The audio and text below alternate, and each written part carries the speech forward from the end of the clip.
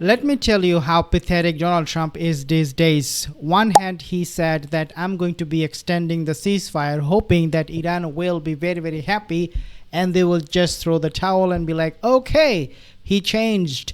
We can trust him now. He means peace. He doesn't really want to fight, even though we have seen how he attacked Iran twice in the past in a very duplicitous way. But this time, maybe he has changed and, he's talking about ceasefire, extending it. He doesn't talk about fighting. He's not tweeting on his social truth, saying that he's going to annihilate or destroy a civilization. Yeah, maybe Donald Trump has caved in, at least to us. So now it is time for us also to extend our hand in a peaceful way and bring an end to this whole situation, this whole war thing. But then you have to think about Iran, how they are acting, how they are responding to this so-called extension of ceasefire of Donald Trump. Because if you take a look at Iranian reaction, you will know that they mean business. They do not trust Donald Trump. Would they trust him again? I don't think so. Maybe never. So let's talk more about this in this video. But before I do that, if you're not subscribed to my channel, consider subscribing, because this helps fighting the YouTube, Facebook, social media censorship that I'm going through. Have a listen at this one first. Does the president view that as a violation of the ceasefire? No, because these were not U.S. ships. These were not Israeli ships. These were two international vessels. Today, cargo ships and tankers clustered outside the Strait of Hormuz, unable to pass in the face of Iran's threats. An officer on one tanker tells us they won't move without safety guarantees. We've altered his voice to protect his identity. If there is no insurance covering us loaded tankers to cross the strait, we will never cross the strait. In Europe, dire warnings of the, quote, biggest energy crisis in history. We are looking into some very difficult months or maybe even years. Even in a best-case scenario, it's still bad. Here at home, gas prices now averaging $4 a gallon, up more than $1 since the war began. On Capitol Hill, the Treasury Secretary wouldn't say when they'll go back down. How fast will the prices of gasoline come down? Again, that is path dependent on when the war and the conflict end. The president has extended the ceasefire with no deadline, today saying he's putting, quote, no time pressure on Iran to return to the bargaining table. And Iran insists nothing will happen until the U.S. lifts its own naval blockade of Iranian ports. The Iranian president declaring bad faith, siege, and threats are the main obstacles to genuine negotiation. How long should Americans be prepared for this war to go on? Look, I think President Trump ultimately will dictate the timeline, and he will do so when he feels is in the best interest of the United States and the American people. President Trump insists most of Iran's missiles and drones are gone. But tonight in Tehran, a show of force, the regime displaying some of the missiles in its arsenal. It comes amid news of a sobering message to Congress from the head of the Defense Intelligence Agency. Marine Lieutenant General James Adams telling lawmakers Iran retains thousands of missiles and one-way attack drones that can threaten U.S. and partner forces throughout the region. We are not going to put any pressure to Iran. We can take our time. Iran can take their time. No rush, no hurry, no pressure, nothing. Whenever Iran feels comfortable, they can come on the negotiation table. That's exactly what Donald Trump said. The problem with that is it's too late. Donald Trump, you the guy, you are playing it too late, because Iran is not going to come back to the negotiation table until and unless you agree to those 10 points of negotiation that they put forward. But of course, now you have Fox News using the same rhetoric of Donald Trump, toning it down a little bit. If you have noticed, Fox News has changed. Now they're talking a little bit down. I mean, we do not have Pete Hegseth giving any more lecture, quoting Bible passages. We do not have Marco Rubio talking about this war. No harsh rhetoric coming from White House. Have you noticed that? Well, it is happening because Iran has won, not just militarily, but also the propaganda war that Donald Trump waged, the tweeting, Twitter war. He has lost this war in all fronts. He doesn't even go on Social Truth to use that kind of language anymore against Iran. He just wants Iran to agree to a ceasefire, open the Strait of Hormuz so that we can all move on. But Iran is not moving on. Rather, what they're doing is something that will shock you. Take a look at this particular image from RT News. This is Iranian boat, fast mosquito fleet, as they call it, trying to attack this oil tanker. They have indeed attacked it. One of them belonged to the Zionist state of Israel.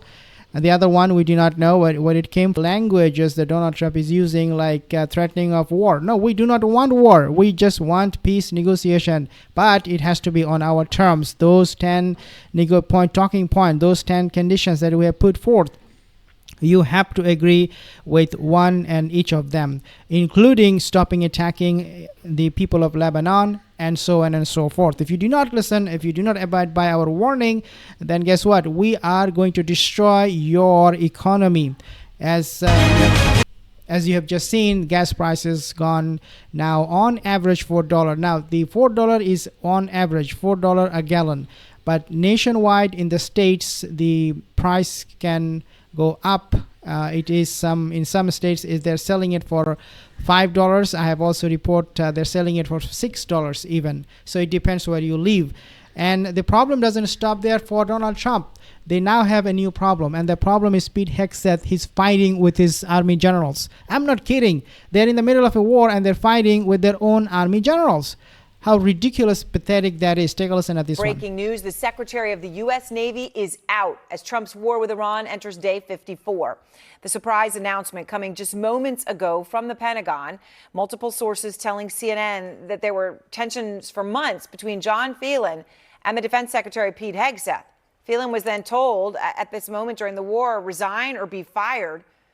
And I mentioned during the war. I mean, this is a major move at a shocking time. This is the Secretary of the Navy. And the U.S. Navy right now has 15 ships in the Middle East, with most enforcing the biggest blockade by the United States since World War II.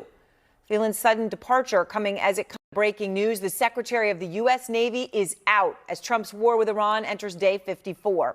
The surprise announcement coming just moments ago from the Pentagon. I have said this and predicted this just when I heard that Donald Trump was going to blockade the Strait of Hormuz, and I said how long he can do that. Well, John Phelan, he said it. Donald Trump cannot do it for too long, and that's why he's quitting. That's why he was actually fired. That's what they said. They're fired. I think he just was like, yeah, middle finger to Pete Hegseth. I'm out. The army, they're showing already their reluctance to serve in this regime of Donald Trump.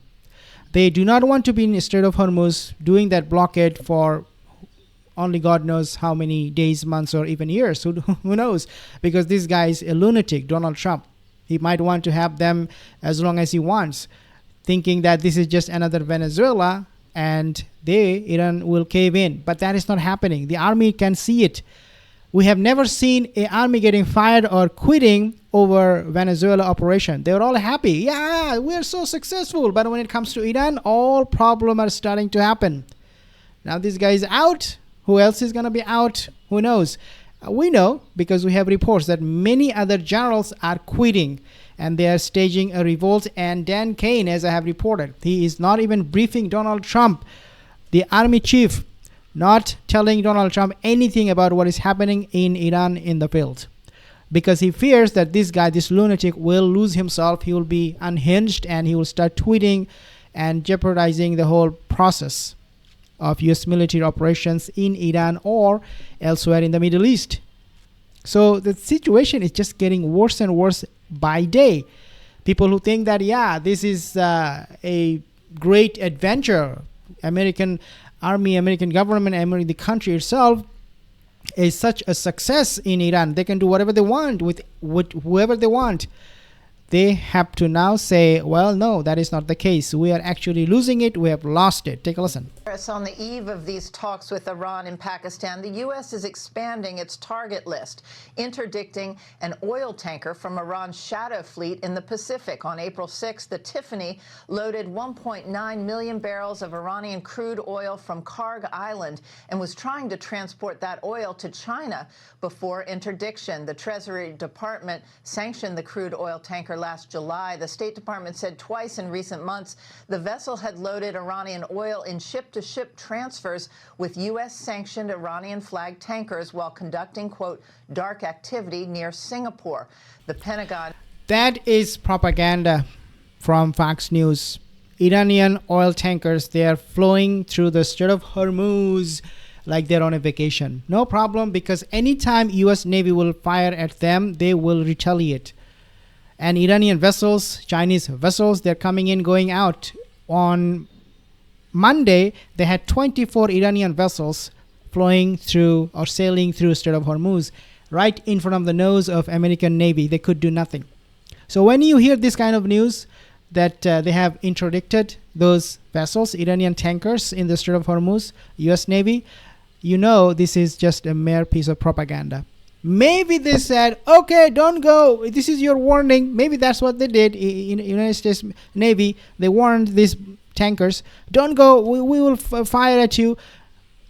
Maybe that's what they did. And the way Fox News is spinning it is that they have interdicted.